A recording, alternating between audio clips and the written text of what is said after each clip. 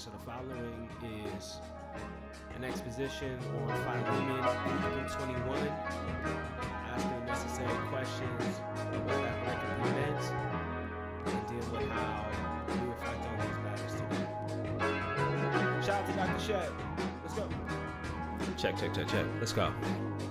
Yo. Back in the early church, there was a brother named Philemon. Reputation preceded him, all the people esteemed him. Philemon made friends with an apostle named Paul, who got locked up in prison for answering God's call.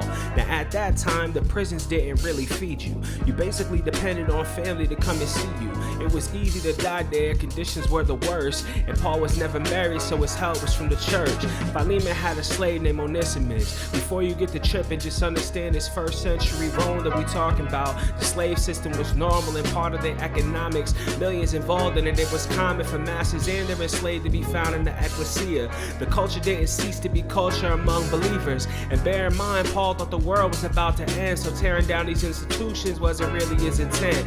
But here's where the plot starts thickening. Philemon sent Onesimus to Paul, and soon Paul got to witness it. Told about the price Christ paid, soon the slave got saved. That's the reason this epistle was written. Despite the fact that the time of his stay was done, Paul had come to love on Onesimus like his son. He couldn't fathom having his buddy treated the same again. He couldn't send him back to Philemon a slave again. The conversion was real, and so the apostle appealed on the basis of love with the truth that Christ had revealed. He said, I'm sending my very heart, receive him as you would me, and put the whole church on the CC. It can't be overstated that Paul didn't have to be kind. This wasn't lack of confidence or fear of speaking his mind. He had the power to command if he wanted to, but opted to remind him of what Jesus had come to do. Came to make all things new. That's new relationships. What was once master and slave, he's now replacing with brothers and sisters. Bridging the distance, shirking your privilege. Listen, this is what it means to be Christian. People often chosen to slavery to clear debt. Strategically, Paul even offered to pay that, declaring that to keep him as a slave would make him useless. Essentially, he left Philemon without excuses. Challenge of the text that I wrestle with in my soul is that Paul never condemned slavery as a whole.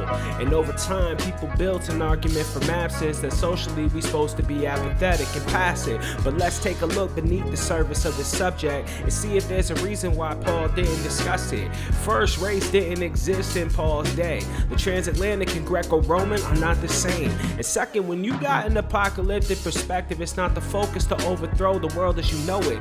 And the goal of the apostle was to shepherd with his best and leave it up to Jesus to handle the rest. Lastly, we can't expect Paul to think beyond his own time. It isn't fair to judge the ancient with the modern mind. The blessing is that they tucked in their messages the necessary implications that led us to liberation. So what we can take away is pretty plain.